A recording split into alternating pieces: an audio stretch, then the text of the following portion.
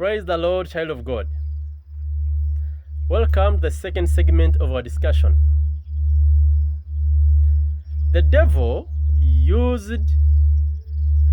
destroyed the relationship between God and his children after tempting them to eat the forbidden fruit. That's when God's children lost their kingdom. Because of this act, God was bitter with the devil and promised him, "Like you have used a woman to separate my children from me, I will in the same way use a woman to come into the world and crush your head and will bring back my children to their original kingdom." And this is written in the book of Genesis chapter 3 verse 15. That's why the Old Testament is all about God's promise to his children of their redemption. God used his prophets to keep reminding his people about the coming of the Messiah who will bring the kingdom on earth and save them from the hand of the oppressor, the devil. Now, a time came and the Messiah was born by a woman to fulfill God's promise to the devil. Now, the word Messiah means the anointed king. The king himself stated two missions that brought him on earth. The first mission he stated, "I'm here to seek and save that which was lost." And this is the book of Luke, chapter 19, verse 10. The second mission he stated, "I'm here to destroy all the works of the devil by crushing his head and acquiring the authority he illegally stole from God's children." And this is written in the book of 1 John chapter 3 verse 8.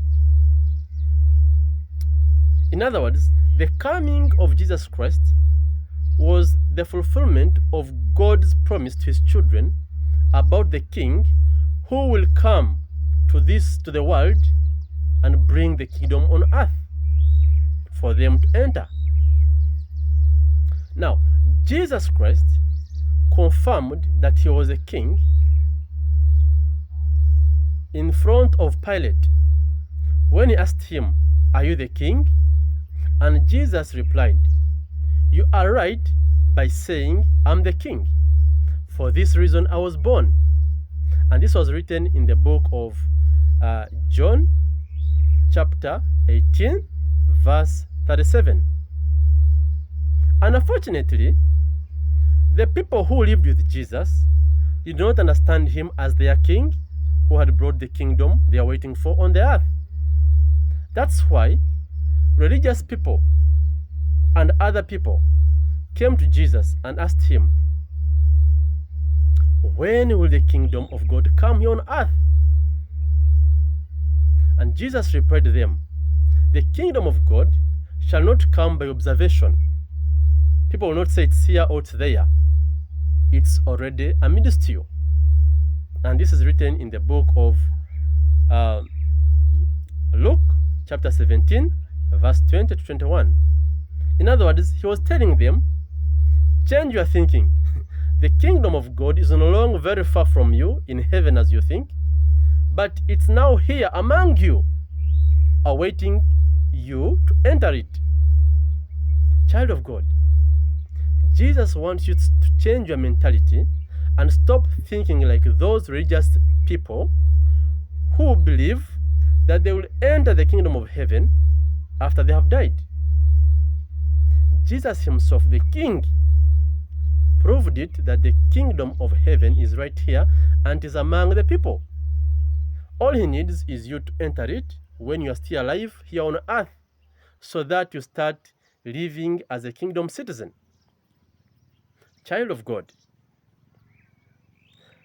the only thing you need to do is to accept Jesus Christ as your Savior and King. Then he gives you back your original authority And your original power, the devil had stolen from you from the beginning, so that you have power and authority over the devil and over this world. That is God's prosperous plan for you.